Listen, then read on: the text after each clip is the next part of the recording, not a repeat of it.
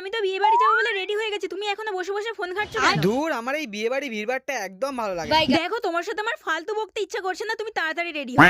কি গো তুমি এই জামাটা পরেছো কেন? তাড়াতাড়ি একটা পাঞ্জাবি পরে আসো। দেখো আমি পাঞ্জাবি পরতে পারবো না, আমার ভালো লাগে না। আমি বলেছি যেহেতু তুমি পরবে। দূর, নিজের মতো কিছুই করতে পারবো না।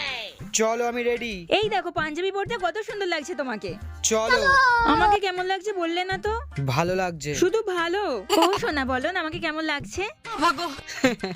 ভালো লাগছে, পুরো সাউথ ইন্ডিয়ান মুভির নায়িকাদের মতো। হ্যাঁ আমি তো ওই রকমই লুক করার চেষ্টা করেছি। চলো তোমাকে বলি আমি এই লুকটা কিভাবে করেছি। এই সেলিব্রিটি সাউথ ইন্ডিয়ান লুকটা করার জন্য মেকআপ করেছি ফেসেস কানাডার এই প্রোডাক্টগুলো দিয়ে। প্রথমেই ইউজ করেছি ফেসেস কানাডা স্ট্রোব ক্রিম। এটি বেস আর হাইলাইটার হিসেবে ব্যবহার করা যায়। এতে রয়েছে সিয়া বাটার আর হাইড্রোলনিক অ্যাসিড, যা আমাদের স্কিনে অল ডে হাইড্রেশন দেয় এবং স্কিনে এনে দেয় একটা ইনস্ট্যান্ট গ্লো।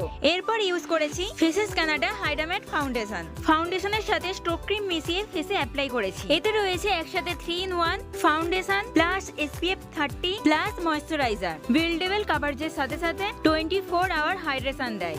এরপর ইউজ করেছি ফেসেস কানাডার কমফি ম্যাট ওয়াও লিপস্টিক। এটা one swipe application, transfer proof, long lasting and highly pigmented. লিপস্টিকের পাশাপাশি ব্লাশ আর আইশ্যাডো হিসেবে ব্যবহার করলাম, দেন ফুল লুক কমপ্লিট করে নিলাম। আর স্টোভ ক্রিমটাকেই হাইলাইটার হিসেবে ব্যবহার করে নিলাম। এরপর একে একে শাড়ি আর গয়না পরে নিলাম। আমার এই সাউথ ইন্ডিয়ান লুকটা কেমন লাগলো তোমরা কমেন্ট করে জানাও।